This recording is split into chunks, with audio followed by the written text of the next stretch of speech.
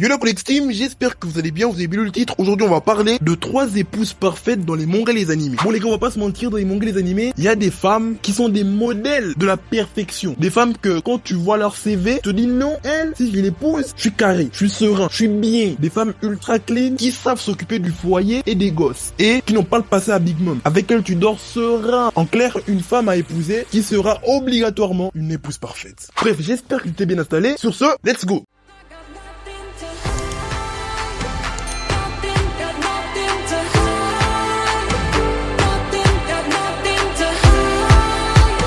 Bulma de la saga Dragon Ball. Bon, là les gars, je pense qu'on commence direct avec du lourd. Bulma les gars. Je pense que déjà, ceux qui la connaissent, vous savez déjà où je vais en venir. Parce que là, on parle pas de n'importe quelle femme. On parle de la meuf la plus friquée de tout Dragon Ball. C'est une dinguerie. Bon, déjà, pourquoi je dis que c'est une épouse parfaite? Première raison, je pense que vous l'aurez sûrement deviné, la meuf, elle est friquée. Niveau Kishta, elle ne se tape pas avec Elon Musk ou Bill Gates. Elle a une fortune, tard les mecs de l'époque. Elle, moi, je pense qu'elle peut se taper avec Mansa Moussa, mon gars, l'homme le plus riche de l'univers, l'homme le plus riche de l'histoire, une fortune estimée entre 400 et 600 milliards. C'est avec ce genre de gars que niveau tal, Bulma se tape. C'est une dinguerie. Donc déjà, financièrement, Bulma, son mec, elle lui met bien. Est-ce que vous avez déjà vu Vegeta avoir le moindre souci? Est-ce que vous avez déjà vu Vegeta avoir la moindre pression financière dans son foyer? Jamais. Vegeta lui fait juste de la bronzette et un peu de muscu. Parce que tu connais, ce genre de meuf avec beaucoup de kishta, t'auras beau la ramener des Birkin, des sacs Louis Vuitton, elle s'en bat les couilles. Elle, la kishta, elle l'a déjà. Si elle veut, le lendemain, elle part racheter Louis Vuitton à elle toute seule. Cash. Donc toi, pour combler le truc qu'elle a mais que toi t'as pas, il faut que tu sois dur, fort, musclé, avec un gros cardio. Faut que tu sois mal. Parce que oui les gars, Bulma elle sortait avec Yamcha. Mais pourquoi elle était Yamcha pour Vegeta selon vous? Bah le cardio et peut-être le centimètre. Parce que oui hein, Bulma, même si t'es moche, elle s'en fout. Guettez la gueule de Vegeta, guettez sa calvitie démoniaque. Logiquement ce genre de calvitie, quand une meuf voit ça, elle devient directement lesbienne. Mais quand même, ce boug a réussi à se marier avec la meuf riche. Non vraiment les gars, posez-vous des questions. Mais bon, hormis qu'elle est la moula et tout ça, ça fait certes d'elle une épouse parfaite, mais y a pas que ça. Faut savoir aussi que Bulma, c'est une meuf, quand t'es son mec, elle va te mettre bien. Genre carrément la meuf, elle est partie chercher des Dragon Ball pour faire le vœu qu'elle puisse avoir un plus gros pétard. Juste pour toi. Non mais c'est une dinguerie. Et dites-vous que ça s'arrête pas là. La meuf, elle prend des douches avec toi pour te faire plaisir.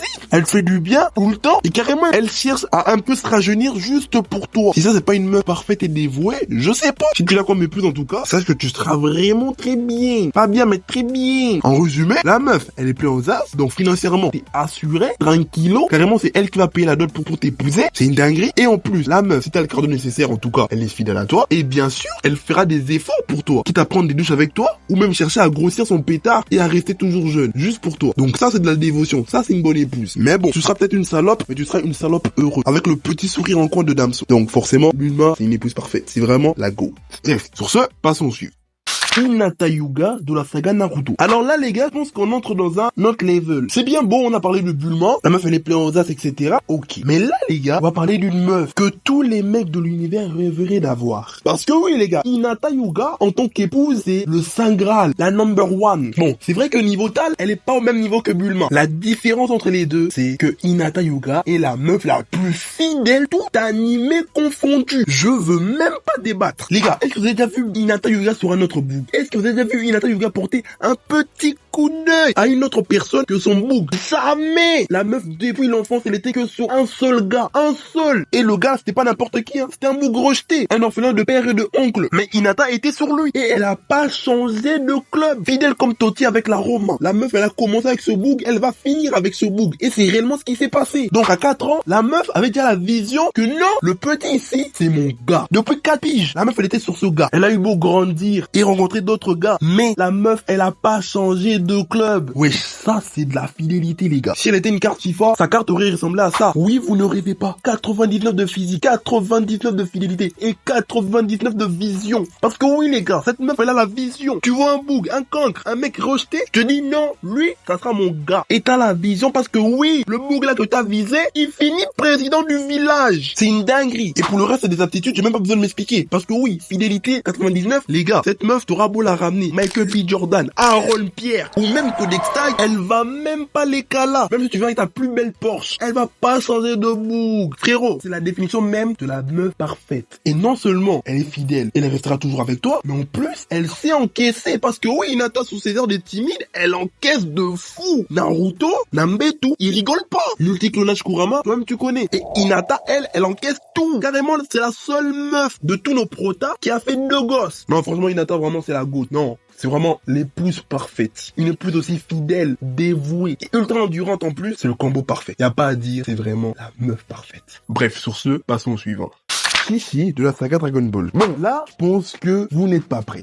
Chichi de Dragon Ball. La meuf la plus fidèle, tout animé confondu. Supérieure à Hinata. Cette meuf, en termes de fidélité, elle est au niveau infini. Parce que cette meuf-là, cette dame, quand elle choisit un bouc, c'est pour la vie. Vous connaissez le dicton pour le meilleur et pour le pire? La meuf, elle respecte ce dicton à la lettre. Gros, 30 ans de mariage. Avec un bouc qui est minimum absent tous les 6 mois. Je vous jure, les gars, Goku, il en a rien à foutre de sa femme. Pour lui, la vie, c'est bagarre, paradis, entraînement. Bagarre, paradis, entraînement. Rendez-vous compte de la dinguerie. Le mec, il a fait 2 gosses. Il n'a jamais embrassé sa femme. Non mais c'est trop grave. Vous vous rendez compte de ce que subit Chichi tous les jours? Ses lèvres sont sèches. La meuf a fait 2 gosses, mais le mec qui lui a fait ses gosses ne l'a jamais galanche de sa vie. C'est une dinguerie. Donc vous voulez me dire que Goku, lui, il arrive, entrée-sortie, il part, il die. Il revient encore, peut-être 15 ans plus tard. Entrée-sortie, il part, il die. Non mais Chichi, elle souffre. En bas, là-bas, c'est plus sèche qu'Alabasta, c'est une dinguerie. Dites-vous que cette raclée encaisse ce genre de comportement de la part de son mec, mais elle ne l'a jamais trompé. 30 ans de mariage, hein. 30 ans de mariage. Le mari presque absent pendant au moins, je pense, 15 ans. Mais la meuf ne l'a jamais trompé. Elle est restée au foyer dans les montagnes, à éduquer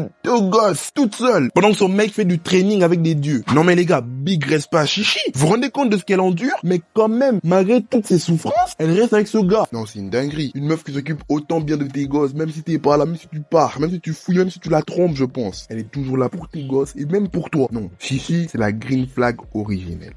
Bref, sur ce, merci d'avoir suivi la vidéo jusqu'au bout. N'hésite pas à liker si la vidéo t'a plu et à me dire dans les commentaires des épouses parfaites. Ça peut m'aider pour une éventuelle partie 2. N'hésite pas aussi à t'abonner, à activer la cloche si c'est pas encore déjà fait. Bref, la Codex Team, je sais. Ça fait plus de 1 mois, j'ai rien posté. J'ai disparu complètement des réseaux, c'est vrai. Mais bon, comprenez-moi, entre Goumin et université, c'était un peu compliqué de faire des vidéos. Parce qu'en même temps, j'avais des examens, en même temps, dans ma vie perso, c'était pas trop clean. Donc, forcément, dans ma tête, YouTube, il avait baissé dans la pyramide. Mais bon, après 1 mois de mars, compliqué, Codex Tag est enfin de retour. Je sais, ça a pris plus d'1 mois, mais bon, vous inquiétez pas, je suis heureux. Ouais, je dis ça à chaque fois, c'est vrai. Mais bon, cette fois-ci, je vais essayer de faire un effort. Si je peux pas vous faire une vidéo quali comme d'habitude, je vais au moins essayer de faire une petite vidéo d'1 minute par semaine, histoire que vous puissiez pas m'oublier, et essayer de faire de live de temps en temps sur YouTube cette fois-ci. Bref, la Codex Team, j'espère que je vous ai manqué quand même, et j'espère aussi que la vidéo vous a plu. Dites-vous qu'elle devait sortir le 8 mars, mais finalement elle est sortie en avril. Mais bon, bref, la Codex Team, j'ai pas envie de vous faire perdre plus de temps, j'ai plein de choses à faire, je dois étudier là. Demain j'ai interrogation, donc